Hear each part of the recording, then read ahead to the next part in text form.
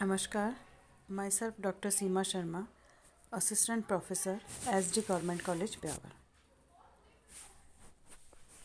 आज हम भारतीय सामाजिक समस्याओं की एक प्रमुख समस्या भ्रष्टाचार के बारे में पढ़ेंगे। पहले वाले वीडियो में हमने भ्रष्टाचार का अर्थ और उसके प्रकार पढ़े थे। अब हम यहाँ भ्रष्टाचार के कारण, कॉज ऑफ करप्शन के बारे में पढ़ेंगे। भारत में भ्रष्टाचार के कई कारण हैं, जिसमें पहला है राजनीतिक इकाइयों का बड़ा आकार। राजनीतिक संस्थाओं का विशाल क्षेत्र होने के कारण सभी व्यक्ति इन संस्थाओं के कार्य का लाभ उठा पाते हैं। प्राचीन समय में स्थानीय और लघु समुदायों में राजनीतिक लाभ प्राप्त करना सरल था, किंतु वर्तमान में इन लाभों के सभी व्यक्ति हिस्सेदार नहीं बन सकते। अतः इन्हें प्राप्त करने के लिए भ्रष्टाचार की विधियों का प्रयोग किया जाता है। दूसरा है प्रजातंत्रात्मक शासन व्यवस्था के दोष। प्रजातंत्र में दलीय प्रणाली महत्वपूर्ण है। दल को समर्थन देने वाले व्यक्ति अपने हितों के अनुरूप शासक दल से कार्य करवाते हैं। दलगत राजनीति भी भ्रष्टाचार के लिए उत्तरदायी है। अपनी सत्ता बनाए रखने के लिए सत्तारूढ़ दल सभी प्रकार के उचित व अनुचित कदम उठाता है। भारत में आयाराम और गयाराम दल बदल की नीति राजनीति में भ्रष्टाचार को बढ़ावा दे रही है। तीसरा है व्यापार एवं राजनीति में निकट संबंध। बड़े बड़े व्यापारियों और राजनीतिज्ञों के बीच गठबंधन के कारण कई उद्योगपति चुनाव के समय राजनीतिज्ञों और विशेष सत्तारूढ़ दल को भारी रकम आर्थिक सहायता के रूप में देते हैं तथा सत्ता में आने पर उनसे कई लाभ उठाते हैं। ऐसे लोग चाहते हैं कि वे कम टैक्स चुकाएं और टैक्स की चोरी करें, वस्तुओं में मिलावट करें, वस्तुओं का संग्रह करें, अधिक मुनाफा कमाएं। इन सभी कार्यों के लिए कई राजनेता उन्हें संरक्षण प्रदान करते हैं। राजनीतिक भ्रष्टाचार के लिए अंग्रेजी में ग्राफ्ट शब्द का प्रयोग हुआ है। सुविधा प्राप्त करने हेतु व्यापारियों द्वारा राजनेताओं को आर्थिक और चुनाव संबंधी सहायता प्रदान करना ही ग्राफ्ट कहलाता है।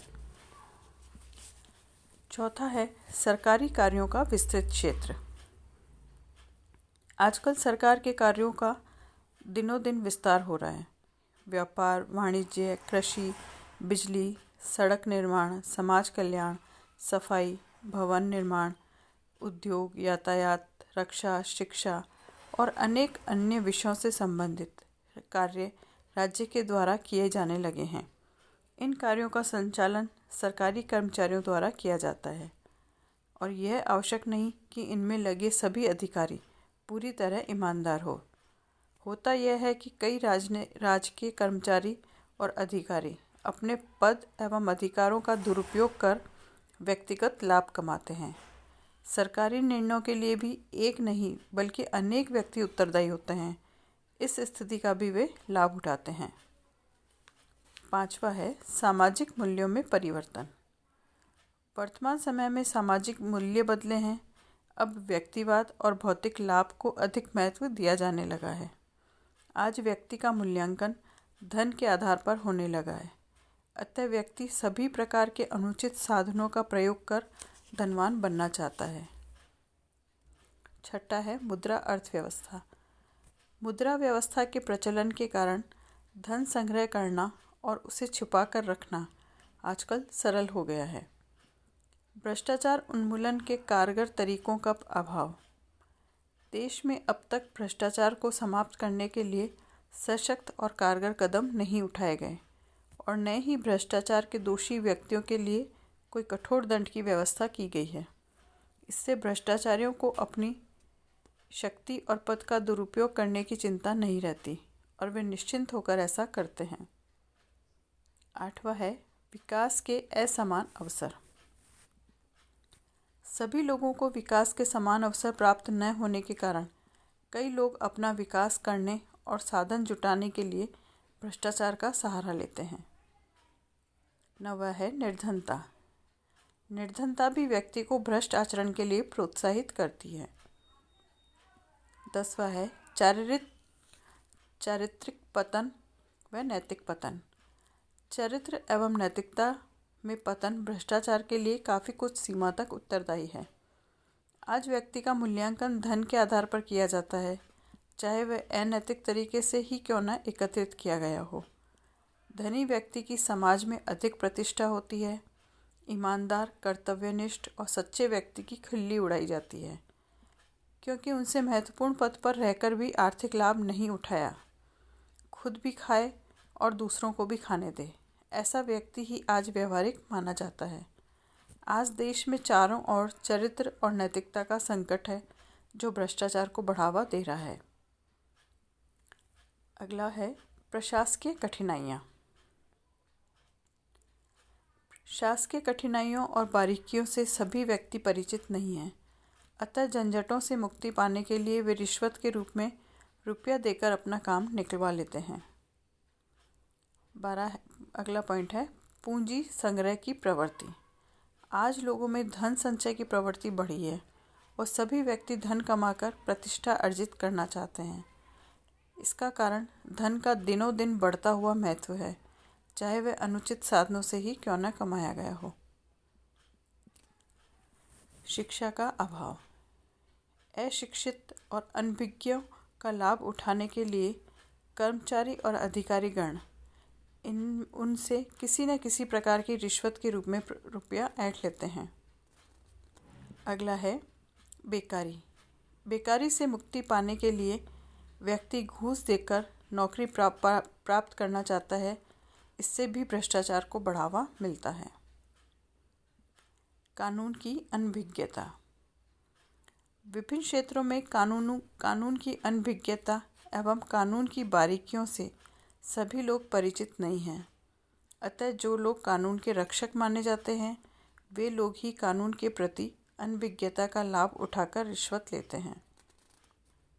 अगला है अपर्याप्त वेतन। जिन कर्मचारियों को वेतन कम मिलता है, वे अपनी आवश्यकताओं एवं सामाजिक दायित्वों का निर्वाह करने के लिए भ्रष्ट तरीकों से धनोपार्जन करते हैं। अगला है अत्यधिक स्पर्धा। आज राजनीतिक और आर्थिक क्षेत्र में अत्यधिक स्पर्धा है। आज अधिकतर व्यक्ति वैध या अवैध तरीके अपनाकर सफलता प्राप्त करना चाहते हैं। ईमानदारी, सच्चाई और वैध तरीके से जब सफलता हाथ नहीं लगती, तो गैर कानूनी और भ्रष्ट तरीके अपनाए जाते हैं। अगला है भ्रष्टाचार पनपाने में उच्च अधिकारियों का सहयोग। भ्रष्टाचार तभी पनपता है जब उच्च अधिकारियों का भी सहयोग हो। यदि कलेक्टर और एसपी भ्रष्ट हों तो उनके अधीन कर्मचारी भी भ्रष्ट होंगे। एक कहावत है कि भ्रष्टाचार ऊपर से और क्रांति नीचे से प्रारंभ होती है।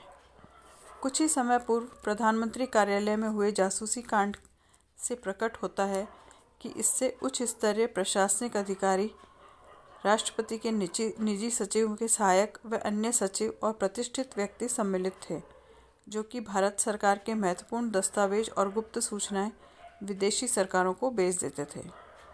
जब रक्षक और शासन करने वाले व्यक्ति ही भक्षक और भ्रष्ट हों, तो सामान्य लोगों से अपेक्षाएं नहीं की जा सकती। अगला है कर्मचारी संघ। आज सरकारी और गैर सरकारी सभी विभागों के कर्मचारियों के संघ एवं संगठन बने हुए हैं। जब किसी कर्मचारी पर रिश्वत लेने या भ्रष्ट होने का आरोप लगाया जाता है, तो उसके विरुद्ध कोई कार्यवाही की जाती है, स्थानांतरण कर दिया जाता है, तो वे संगठन ऐसी किसी भी कार्यवाही का सामान्यतः विरोध करते हैं। वे कर्मचारी के प्रति अन्याय और शोषण का नारा बुलंद करते हैं, हड़ताल करते हैं और संपूर्ण शासन तंत्र को ही पंगु कर देते हैं। ऐसी स्थिति में भ्रष्ट अधिकारियों के विरुद्ध कोई भी कदम उठाना बड़ा कठिन होता है। फलस्वरूप भ्रष्टाचार को प्रश्रय और बढ़ावा मिलता है।